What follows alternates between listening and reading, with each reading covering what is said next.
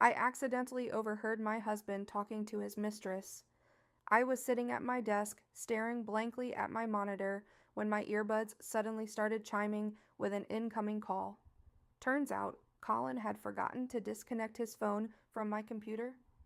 Years ago, I'd linked it so we could track the car after buying it, and apparently fate decided to turn that against me. Right then, the front door slammed. Hey, baby bird, I'm home, Colin yawned, tossing his keys onto the console table like he deserved a medal just for making it home from work. And through my headphones, right in my ear, I heard someone answer his call. Tired, babe? Purred a woman's voice, playful, sugary, instantly disgusting to me. Yeah, Colin muttered. And this little getaway of yours? Total pain, traffic, crowds, heat.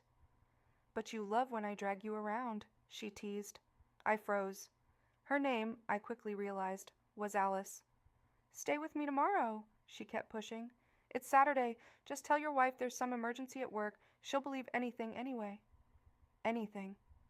I sat there shaking, gripping the edge of my keyboard. She worries too much. Colin laughed into the phone. If I disappear for an hour, she blows up my phone like a nervous mother hen. Oh, please. Alice scoffed. You should dump her already. She just lives off your paycheck. That hit me like ice water.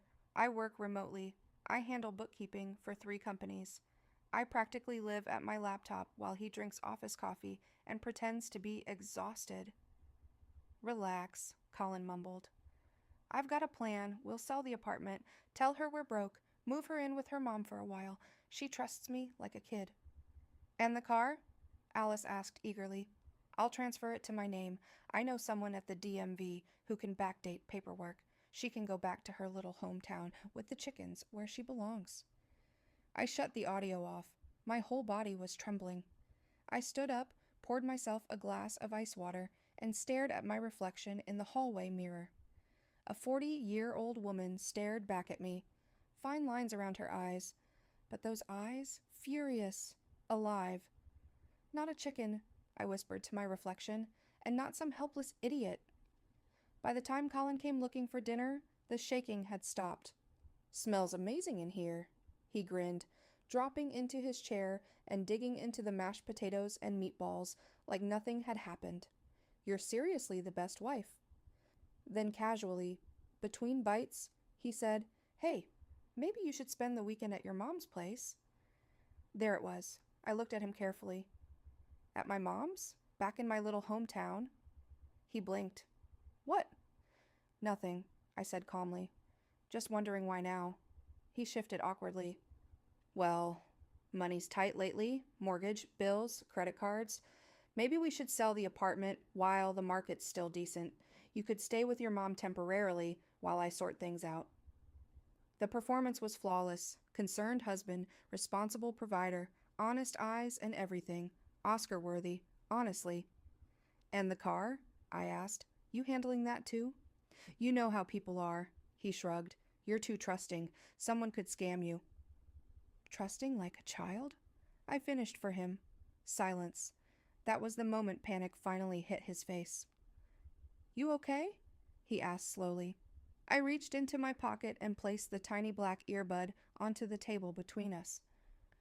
You know, Colin, I said quietly, when you forget to disconnect your phone from someone's computer, information can leak in very unexpected ways. He went pale instantly. That's not what you think, he stammered. It was a joke. Me and the guys were messing around. Oh, really? I interrupted. The mistress, the fake paperwork, calling me a chicken, that was all the guys too. He looked like a fish gasping on dry land. Then I finally said what he never saw coming. The apartment isn't getting sold. It's in my name. My grandmother left it to me. You conveniently forgot that. His face dropped. And the car, bought with inheritance money from my dad, legally documented. I just let you drive it because I trusted you. He stared at me in horror. Now pack your things, I said coldly. Go live your perfect life with Alice, but you're doing it somewhere else. Wait! Don't touch me. My voice cracked through the room so sharply he actually stepped back. If you're not out within an hour, I'm calling the police and reporting attempted fraud. I have recordings. 30 minutes later, He stood by the front door with 2 duffel bags, sweaty and pathetic. "Can we at least talk?" We already did. The door slammed behind him. Silence. Then I noticed he'd forgotten his phone on the kitchen counter, and right on cue, a message popped up from Alice. "So, did you finally get rid of your little chicken? Waiting for you, babe." I stared at the screen for a second, then hit record on a voice message. "Hey, babe," I said sweetly. "Yeah, I got rid of her for good. The chicken flew the coop." Then I blocked the number, muted the phone, and went back to finish my tea.